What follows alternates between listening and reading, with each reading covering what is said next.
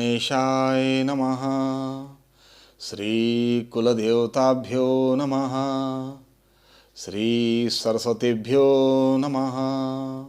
दर्शकों नमस्कार। आज का नया विषय लेकर के हम आपके सामने उपस्थित हुए हैं। उस विषय को आज हम जो लेने जा रहे हैं उसके अंतर्गत आरती, ये हमारा शीर्षक रहेगा। आरती यानी भगवान को उतारने वाली भी आरती के विषय में बताया जाएगा, मनुष्य को उतारने वाली आरती के विषय में बताया जाएगा, एवं मृत व्यक्ति के लिए भी जो आरतियाँ होती है उसके विषय में भी हम लेंगे।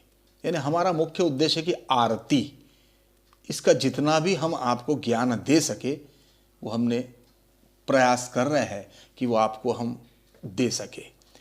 आरती शब्द आते ही अचानक हमारे मन में एक सुंदर सी आरती, जलता हुआ प्रज्वलित निरांजन, घंटी, शंख की ध्वनि, ऐसा हमको महसूस होने लग जाता है, ऐसा दिखाई देने लग जाता है, ऐसा आभास होने लग जाता है।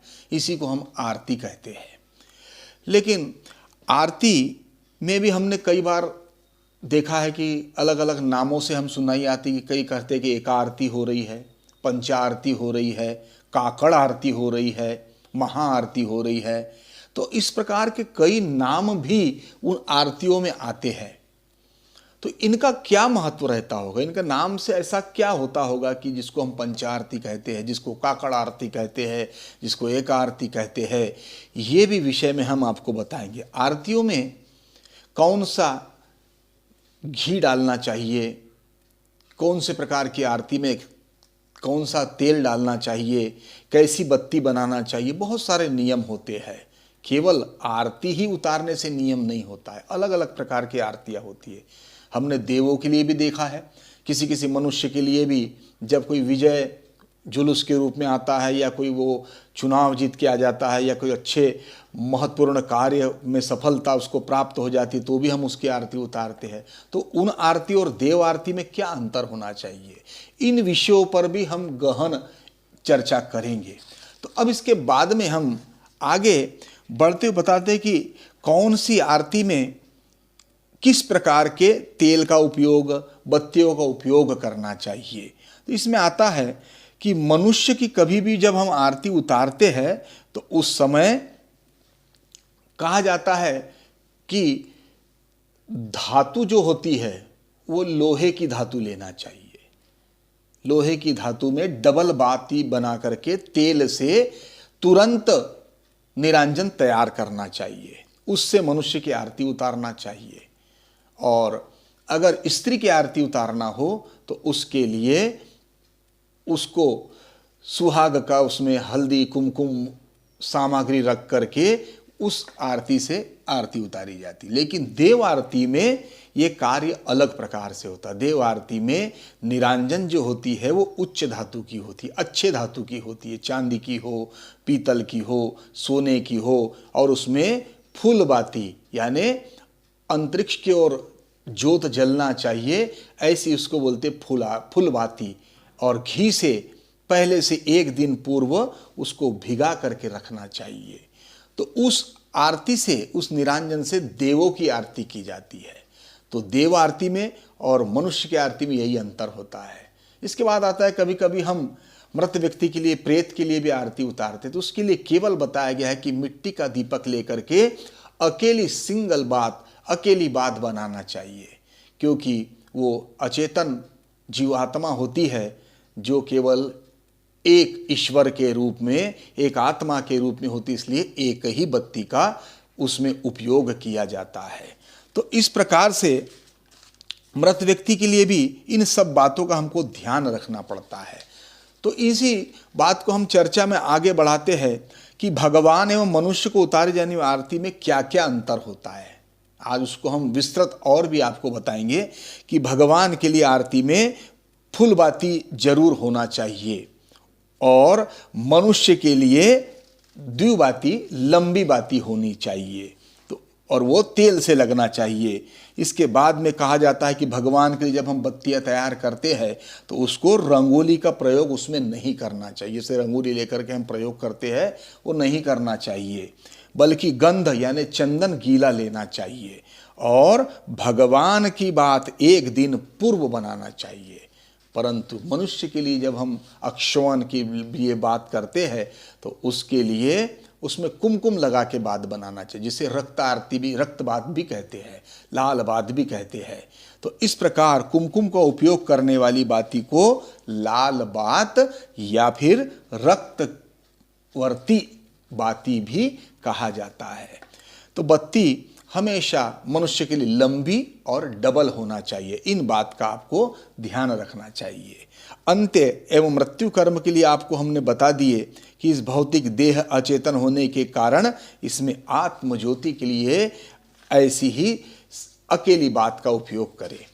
तब धीरे धीरे हम आगे जाते हैं और आपको जैसे हमने बताया कि अलग अलग हमारे सामने नाम आते हैं कि एक आरती किसे कहते हैं, पंचारती किसे कहते हैं। तो इसमें आता है कि देव पूजा में जब पंचामृत का हम भोग लगाते हैं भगवान को, उसके पूर्व जो आरती नैवेद्य के बाद में आरती होती है उसे एकार्तिक कहा जाता है।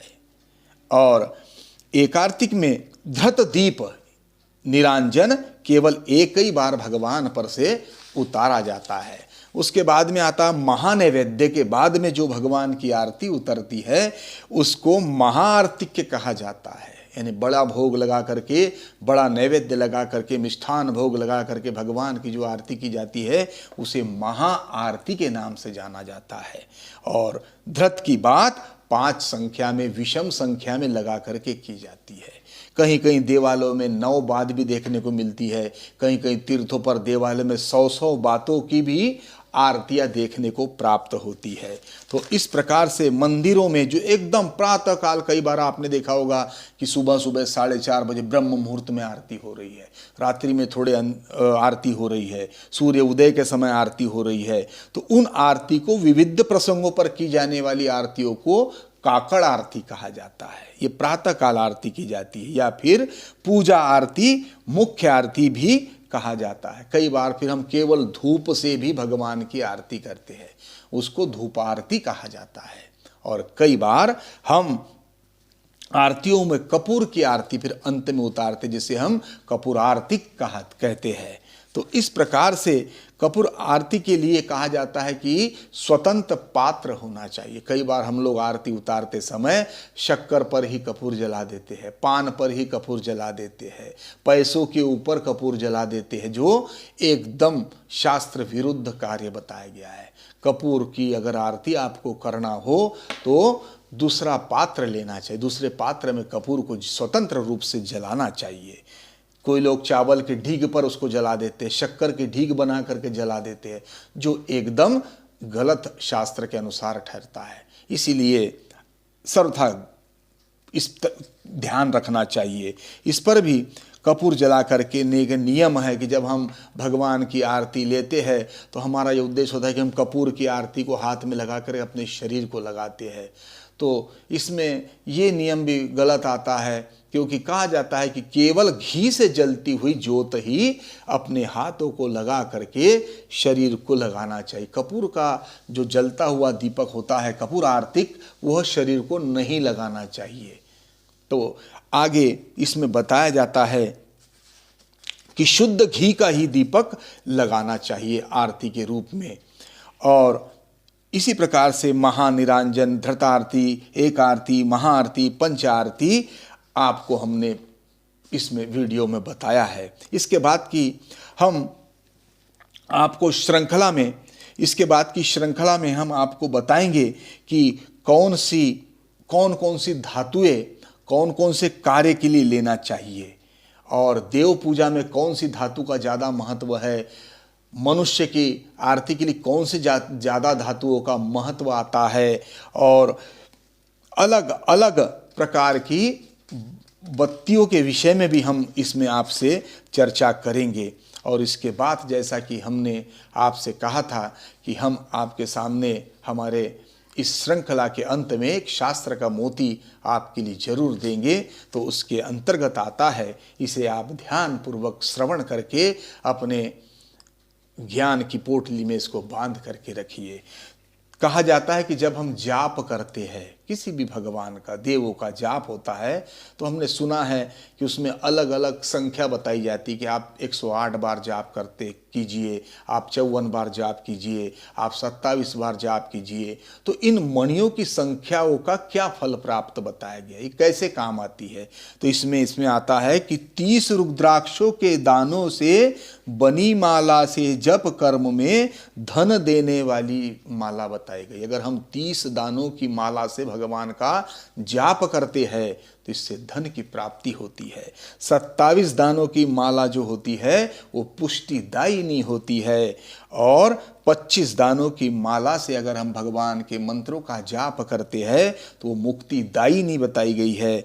15 दानों की माला से अगर हम जाप करते हैं तो ऐसा जाप किसी अभिचारी कर्म, तांत्रिक कर्म के कार्य में ही काम आती है।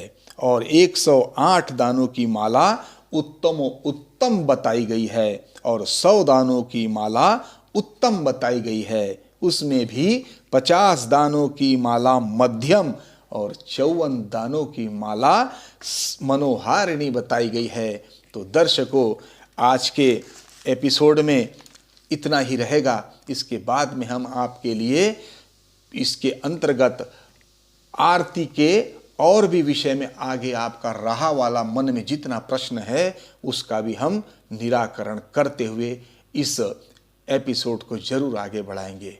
आज के लिए इतना ही। जय श्री राम।